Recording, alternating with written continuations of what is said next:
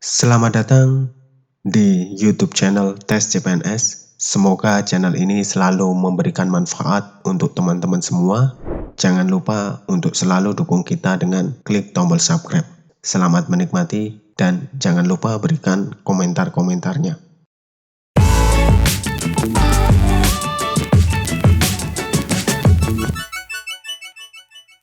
Halo teman-teman, assalamualaikum warahmatullahi wabarakatuh. Berjumpa lagi dengan kita di soal-soal tes CPNS yang akan kita bahas. Di mana di sini ada soal Pancasila sebagai ideologi terbuka. Kita tahu sendiri bahwa ideologi terbuka itu kan bisa menerima sesuatu dari luar, akan tetapi dia tetap menjaga eksistensinya sendiri ya teman-teman. Isinya tidak langsung operasional, maksudnya adalah, nah ini pertanyaan yang ambigu dan cukup membingungkan. Ini sesuatu yang kadang memang sering ditunjukkan di soal-soal tes CPNS agar kita sedikit mengolah pikiran kita dan juga sedikit kehilangan waktu kita. Memang itu tujuan dari soal-soal yang dibuat di dalam tes CPNS. Selain itu juga memang kan saingannya sangat banyak. Jawabannya adalah yang mana teman-teman? Pancasila harus ada penjabarannya, tidak dapat dioperasionalkan pada semua golongan yang ada. Pancasila menjawab semua perkembangan zaman. Pancasila harus dapat mewujudkan cita-cita bersama. Pancasila dinilai sulit untuk dijalankan dalam kehidupan sehari-hari. Oke, kita di sini mencoret yang tidak perlu terlebih dahulu. Pancasila dinilai sulit itu bukan karena memang Pancasila itu diambil dari pola kehidupan masyarakat Indonesia itu sendiri. Terus Pancasila harus dapat mewujudkan cita-cita bersama. Iya, dapat mewujudkan, tapi kan belum jelas isi dari Pancasila itu sendiri, karena di situ kan ada pengamalan P4 itu yang ada penjabarannya. Terus juga ada penjabaran lain-lainnya itu yang memang diturunkan sebagai sumber dasar tertinggi adalah berada di Pancasila. Kita mengerti bahwa misalnya ada ketuhanan, tapi ketuhanan yang seperti apa, kan itu harus dijelaskan. Nah, ini tidak langsung operasional. Memang karena sebagai dasar dari segala dasar, itu kan harus ada buku petunjuknya di bawah. Nah, di sini kalau harus dapat mewujudkan cita-cita bersama, iya, tapi bukan ini. Pancasila menjawab semua perkembangan zaman. Iya, nanti dijabarkan dulu baru bisa menjawab.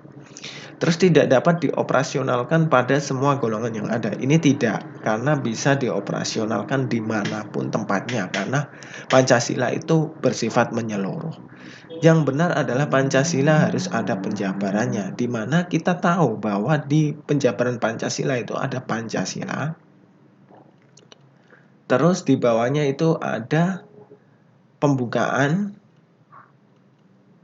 UUD, terus ada UUD itu sendiri, terus nanti dijabarkan lagi ke undang-undang dan peraturan-peraturan di bawahnya yang harus tidak mengingkari dari aturan Pancasila, yaitu berketuhanan, terus berkaitan dengan HAM, berkaitan dengan NKRI, berkaitan dengan demokrasi, dan berkaitan dengan sosial atau keadilan sosial. Seperti itu ya teman-teman.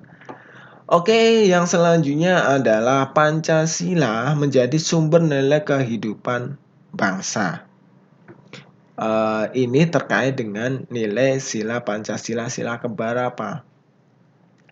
Nilai kehidupan bangsa itu terkait dengan apa ya teman-teman? Nilai kehidupan bangsa itu terkait dengan kerohanian.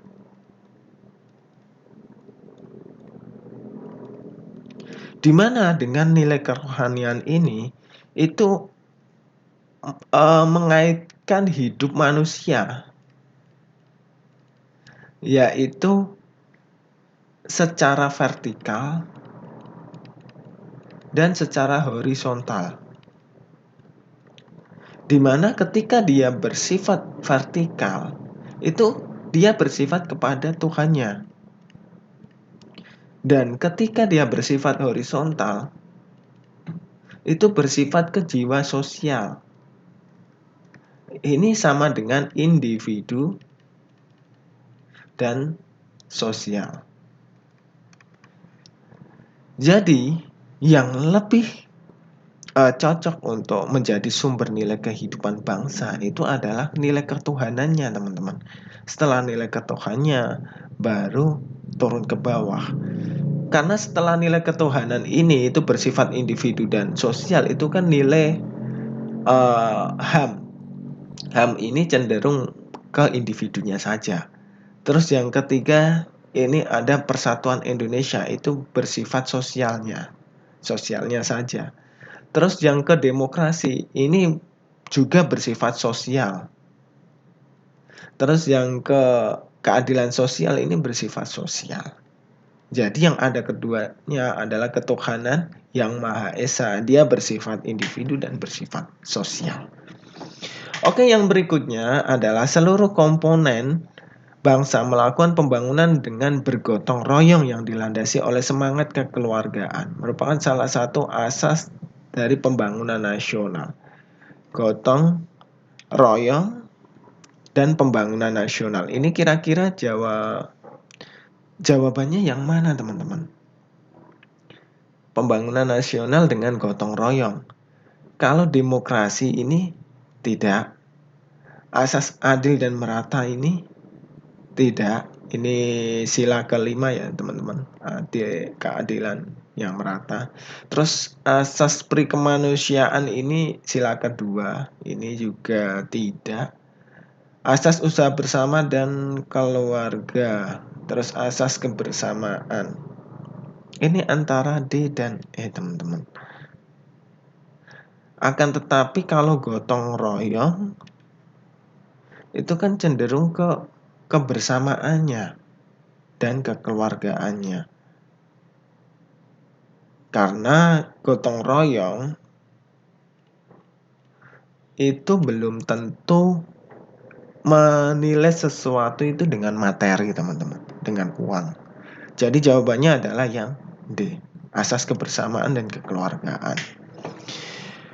Oke, yang berikutnya adalah ada beberapa macam bentuk ideologi di dunia ini. Perbedaan ideologi Pancasila, liberalisme ditunjukkan dari segi hukum, yaitu kita tahu sendiri kan ada ideologi Pancasila, liberal,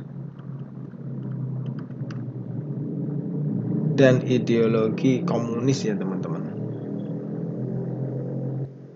Dan Pancasila itu sebagai ideologi yang menengahi keduanya. Kalau liberal itu cenderung ke individu atau swasta. Kalau komunis itu cenderung ke sosial. Kalau Pancasila itu bisa individu, bisa sosial. Nah, ini jawabannya ditinjau dari segi hukum, maka Pancasila pada Pancasila hukum untuk melindungi individu, sedangkan liberal untuk kepentingan bersama.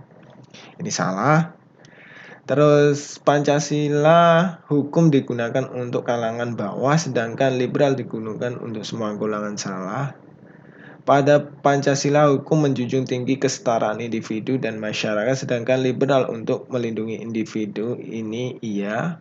Pada Pancasila hukum untuk satu kekuatan yang berkuasa, sedangkan liberal untuk kepentingan partai politik. Tidak.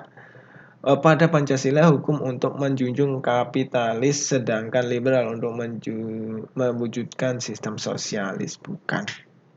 Kita tahu sendiri tadi individu dan sosial, berarti kalau Pancasila itu lebih ke kesetaraan individu dan masyarakat, yaitu individu sosial. Kalau liberal itu ke individu atau swasta. Terus kalau komunis itu cenderung ke sosial. Jadi jawaban yang tepat adalah yang C, teman-teman. Oke, yang berikutnya adalah pembangunan bagi suatu negara membawa dampak untuk negara tersebut. Tujuan utama adalah pembangunan nasional. Pembangunan nasional adalah ini yang bersifat pembangunan di kelas nasional ya teman-teman. Tujuannya itu untuk apa kita membangun? Bersaing dengan negara lain, iya bisa digunakan untuk bersaing dengan negara lain, tapi ini bukan tujuan utama. Terus mengangkat harga dan martabat manusia dan bangsa itu sendiri, iya. Kalau harga dan martabat terangkat, ini baru berpikir ke persaingan teman-teman. Terus menjadikan sebagai penopang hidup orang-orang, bisa sebagai penopang. Terus D, menaikkan gengsi di mata internasional. Bisa tapi bukan tujuan utama. Berarti yang A dan yang D ini sudah dieliminasi ya teman-teman. Terus yang E, melaksanakan hasil musyawarah. Bisa tapi bukan itu. Karena pembangunan kan tujuannya bukan hasil musyawarah. Ya kalau yang dimusyawarahkan itu memang sesuai dengan kebutuhan seluruh anggota yang bermusyawarah. Karena tidak semuanya itu yang bermusyawarah itu yang cocok dengan pembangunan tersebut. Misalnya yang bermusyawarah di seluruh orang di misalnya di Jawa. Tapi di Jawa bagian mana itu akan terpilih yang datang.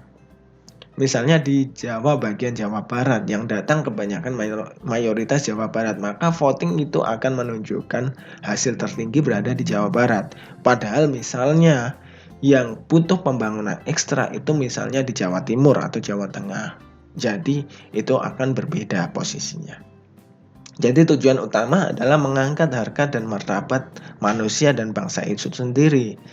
Ketika pembangunan itu sudah merata dan sesuai dengan tujuan awal, maka secara otomatis ekonomi akan berputar, manusianya akan lebih beradab, dan lain sebagainya. Oke, seperti itu ya teman-teman, dan semoga teman-teman semua diberi kelancaran dan kesuksesan. Sampai jumpa di video selanjutnya. Bye.